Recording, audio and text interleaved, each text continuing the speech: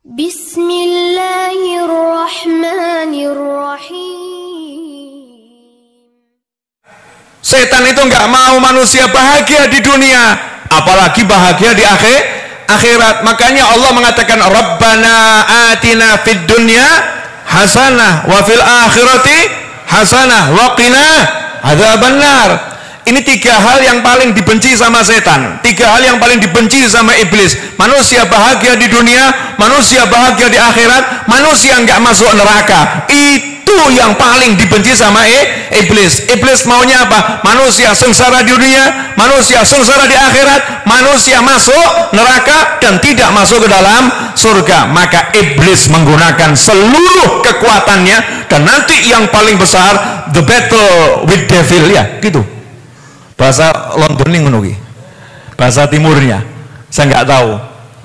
Perang melawan iblis, melawan setan, itu yang paling besar ketika sakaratul maut, ketika roh mau keluar sampai kerongkongan. Itu iblis mengerahkan semua bala tentaranya, jangan sampai manusia ini meninggal sebagai muslim dan mukmin.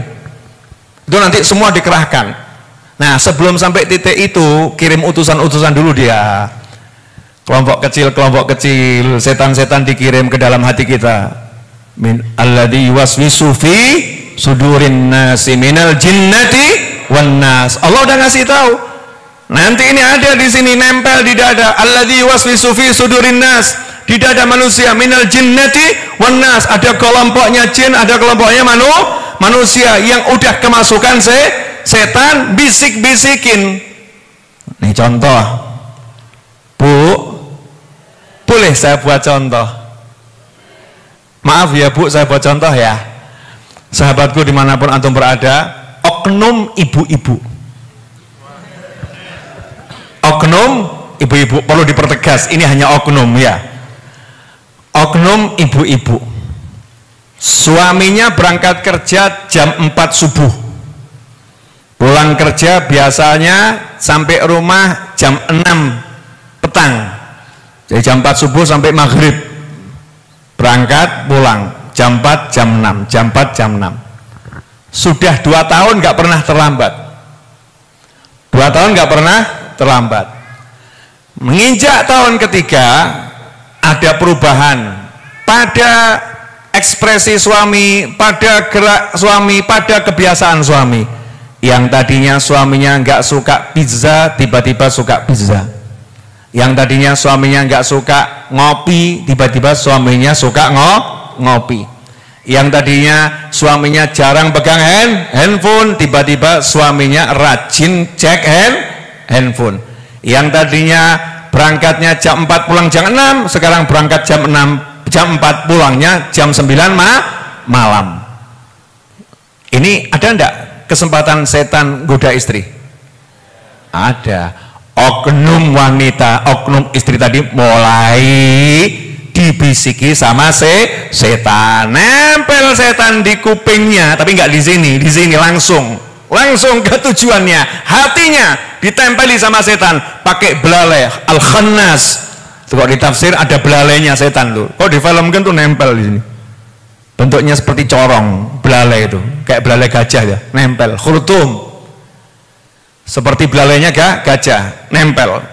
Kemudian bisiin, suamimu punya pacar, suamimu punya pacar, suamimu punya pacar.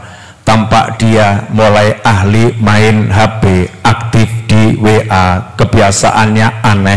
Sekarang nggak suka telo, sukanya bisa. Bisikan gitu, gitu. Setan pun menyusun kerjasama dengan manusia. Satu hari temennya oknum ibu-ibu ini nge-WA, Dek, lagi keluar ya? Enggak, di rumah. Loh, lah itu siapa yang aku lihat lagi makan sama suamimu? Eng. Saya mau nanya, panas enggak Bu? Loh, oknum ini oknum. Panas enggak? Panas. Oh, katanya berangkat kerja. ternyata ada di warung makan dengan seorang wanita. Ya, makan dengan seorang wanita. Masya Allah, nggak nunggu suaminya pulang kerja, ditelepon 200 kali. Kebetulan 200 kali telepon nggak diangkat.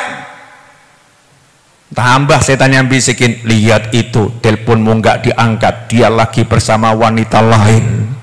Teleponmu nggak diangkat, dia lagi bersama wanita lain. Teleponmu nggak diangkat, dia lagi bersama wanita lain. Padahal biasanya dia dikit-dikit buka handphone. Ternyata kalau di rumah dia ngecek WA dari pacarnya, ngecek WA dari pacarnya. Kalau di luar kamu nggak digubris karena dia lagi dengan pacarnya.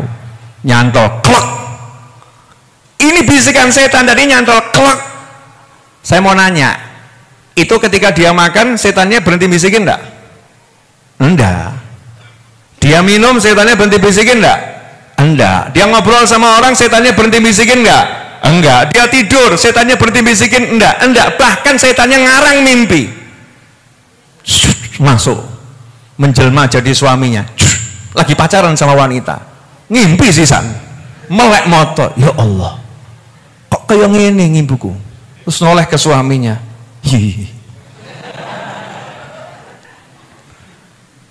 Mulai berhasil ini siasat dan tipu daya setan. Hati yang tadinya bersih, nggak ada benci, nggak ada permusuhan, yang sayang, kemasukan prasangka adzon, prasangka, akhirnya muncul bibit-bibit benci, akhirnya menghakimi, kemudian memusuhi sang suami.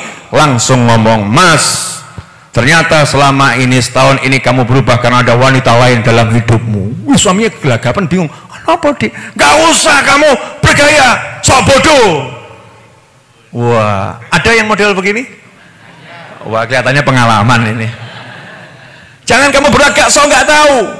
Kamu jangan pura-pura gak ngerti. Aku telepon 200 kali kemarin, jam sekian gak kamu angkat. Kamu lagi dengan wanita di warung, ngaku Mas. Sebentar, sabar. Enggak pakai sabar-sabar. Masya Allah, oknum wanita. Mirip, saya mirip. Dulu saya mau disuruh ikut sinetron kok ya. Mau dikontrak biar ikut sinetron, ahli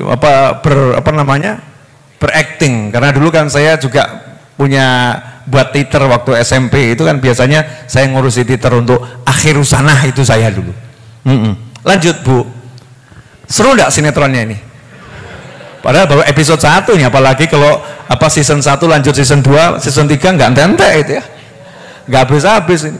Oknum tadi ini marah-marah luar biasa. Pokoknya aku nggak mau tahu, aku nggak mau tinggal lagi bersamamu. Brak! Pintu dibanting. Keluar dari rumah, naik motor ke susu, nabrak truk. Mati. Ya Allah. Ya Allah ya Rabbi. Surga apa neraka? Saya mau nanya, wanita yang oknum wanita semacam ini, kalau menurut rentetan cerita semacam ini, surga atau neraka buat dia? Na'udzubillah min dzalik, su'ul khatimah, karena dia keluar meninggalkan rumah tanpa izin suaminya dan tanpa alasan yang dibenarkan syariat. Setannya tepuk tangan. Ya. Berhasil. Untung suaminya soleh. Suaminya soleh, baik hati, angkat tangan, ya Allah, maafkan istriku, ampuni istriku. Bojone rohnya nangis, maafkan aku Kang Mas. Ternyata selama ini aku salah. Difilmkan kan gitu kan ya. Ternyata selama ini aku salah. Ceritalah nih sang suami itu, kemarin saya tuh lagi duduk di warung, kok ada sepupu saya yang udah lama nggak ketemu di warung. Nah, nanya tinggal di mana, pengen ketemu istri saya. Ya tak jelaskan alamatnya di mana. Lah kebetulan handphonenya saya tinggal di motor. Ya saya tinggal di motor. Lah saya biasa makan pizza, itu dikasih hadiah sama bos. Kalau nggak saya makan nanti saya menghancurkan hati orang. Demi menyenangkan hatinya, saya bawa pulang biar satu rumah juga senang. Tapi yo setan iki pancen nyoto. Bu, remuk atau enggak remuk? Oh, itu yang nonton sinetron langsung hati remuk. Loh, ini banyak dalam kehidupan yang model begini banyak. Dan lebih ngeri dari ini banyak. Semua itu gara-gara apa? Gara-gara terlampau mudah mendengar, kemudian melihat, masuk ke hati, kemudian menghakimi. Jadinya benci. Begitu muncul itu, neraka bersama kita. Ngeri. Di rumah nggak enak, di pasar nggak enak, di jalan nggak enak, di mana-mana nggak enak. Maka yuk kita hidup dalam surga. Apapun alasannya. Orang itu layak dibenci, ya udah nggak usah kamu benci. Emang kalau kamu membenci orang yang layak dibenci, kamu bahagia? Aneh itu kalau ada manusia bahagianya membenci orang yang layak dibenci, aneh. Loh, para wali itu kalau lihat ahli maksiat itu layak dibenci, dia nggak pernah benci, yang ada nangis mendoakan, Allahumma tolong ampuni dia, kan begitu. Tangisannya nikmat, tangisan doa, nasihatnya nikmat dalam berdakwah, nggak ada benci, nggak ada. Aneh kalau ada orang itu kebahagiaannya dalam membenci orang lain. Na'udzubillah min dzalik.